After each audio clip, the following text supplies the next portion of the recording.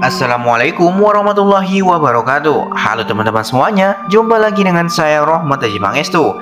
Di kesempatan kali ini, kita akan membahas sebuah kisah asal-usul Nyi Roro Kidul yang diusir dari istana hingga jadi penguasa pantai selatan. Nah, bagaimana kisahnya? Langsung saja kita ke pembahasannya. Indonesia terkenal akan cerita rakyatnya. Salah satu contoh cerita rakyat Yogyakarta, asal-usul Nyai Roro Kidul. Cerita ini sangat melegenda. Banyak yang percaya akan mitos keberadaan Nyi Roro Kidul sebagai penguasa Laut Selatan. Nyi Roro Kidul digambarkan sebagai sosok wanita cantik bergaun hijau yang tinggal di istana yang terletak di pantai selatan. Banyak versi dari asal-usul keberadaan Nyi Roro Kidul ini. Salah satu versi yang banyak diketahui adalah bahwa dulunya Nyi Roro Kidul merupakan anak dari Prabu Siliwangi keempat. Nah, berikut ceritanya. Dikisahkan di tanah Jawa, lebih tepatnya di daerah yang bernama Pejajaran, terdapat sebuah kerajaan purba yang dipimpin oleh Prabu Siliwangi keempat.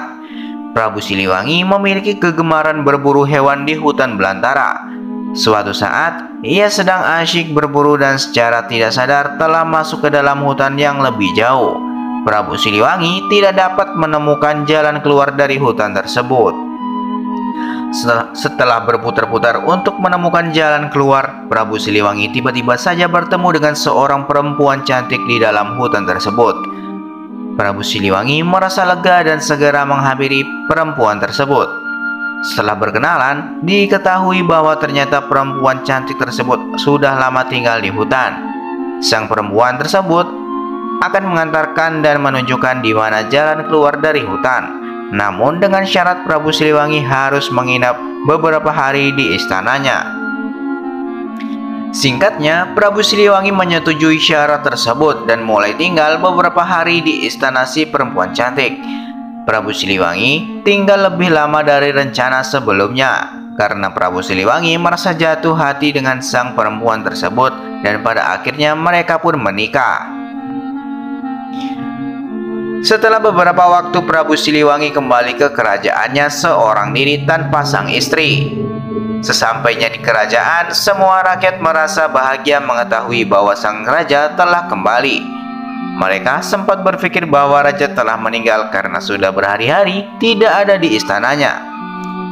Prabu Siliwangi menyelesaikan beberapa pekerjaan yang sudah ia tinggalkan saat dia di hutan. Hingga beberapa bulan berlalu dan ia mulai melupakan keberadaan istrinya yang ada di dalam hutan. Pada suatu malam ketika Prabu Siliwangi sedang tertidur pulas, dia tiba-tiba saja dikagetkan dengan suara tangisan bayi. Kemudian sang Prabu langsung bangun dan menghampiri sumber suara bayi itu yang ternyata ada di pintu depan istana. Prabu merasa bingung pada bayi itu, namun dia tetap menggendongnya. Di saat kebingungan, tiba-tiba saja di depan Prabu Siliwangi muncul asap serta cahaya putih. Perlahan asap tersebut berubah menjadi sosok perempuan yang tak lain adalah istri dari Prabu Siliwangi. Sang istri mengatakan bahwa bayi tersebut merupakan anak mereka dan dia meminta sang Prabu untuk merawatnya selayaknya manusia. Belum sempat bertanya banyak kepada istrinya, dalam sekejap mata sang istri menghilang lagi. Prabu Siliwangi kemudian membawa putrinya masuk dan memberikan nama pada bayi tersebut dengan nama Putri Kadita. Putri Kadita tumbuh sebagai gadis yang cantik dan berbudi pekerti baik.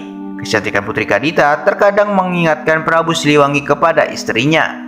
Sang Prabu berusaha mencari istrinya ke dalam hutan, namun hasilnya sia-sia. Prabu Siliwangi mulai mengkhawatirkan akan kerajaannya. Dia tidak memiliki istri dan anak laki-laki sebagai penerusnya kelak. Kemudian, Prabu Siliwangi meminta izin kepada Putri Kadita bahwa dia ingin menikah lagi. Putri Kadita menyetujui hal tersebut. Dan akhirnya, Prabu Siliwangi menikah dengan putri bangsawan bernama Dewi Mutiara. Setelah beberapa bulan menikah, Dewi Mutiara akhirnya mengandung seorang bayi. Semasa kehamilannya, Dewi Mutiara berubah menjadi ratu yang pemarah dan egois. Semua permintaan ratu selalu dituruti oleh Prabu Siliwangi. Namun, suatu saat ratu meminta agar Putri Kadita keluar dari istana. Mendengar hal itu, Prabu Siliwangi menentang keras. Dewi Mutiara merasa kasih sayangnya terbagi jika masih ada Putri Kadita, sehingga ia berencana untuk menyingkirkan Putri Kadita. Dewi Mutiara pergi ke hutan dan bertemu dengan seorang dukun untuk menyingkirkan Putri Kadita. Suatu malam, saat Putri sedang tidur, tiba-tiba muncul asap tebal dengan aroma busuk di sekeliling Putri Kadita. Namun, sang putri tidak merasakannya. Keesokan harinya, Putri Kadita bangun dan terkejut dengan tubuhnya yang timbul bercak nanah. Melihat hal tersebut, sang Prabu berusaha mengobati putrinya dengan memanggil semua tabib terbaik di seluruh penjuru negeri. Namun sayangnya, tak ada satupun tabib yang bisa mengobati sang putri. Prabu merasa bersedih akan hal itu. Di tengah keputusasaan sang Prabu, Dewi Mutiara mengusulkan niat jahat untuk mengasingkan sang putri agar penyakitnya tidak menular. Karena putus asa, sang Prabu mengiyakan dan meminta putrinya untuk pergi jauh dari istana. Dengan berat hati, Putri Kadita meninggalkan istana dan pergi ke hutan untuk bertapa. Di tengah pertapaannya, Putri mendengar suara yang menyuruhnya untuk pergi ke pantai selatan. Suara tersebut diketahui milik sang ibu atau istri Prabu Siliwangi. Putri Kadita yang merasa yakin akan suara itu kemudian berlari ke arah pantai selatan selama berhari-hari.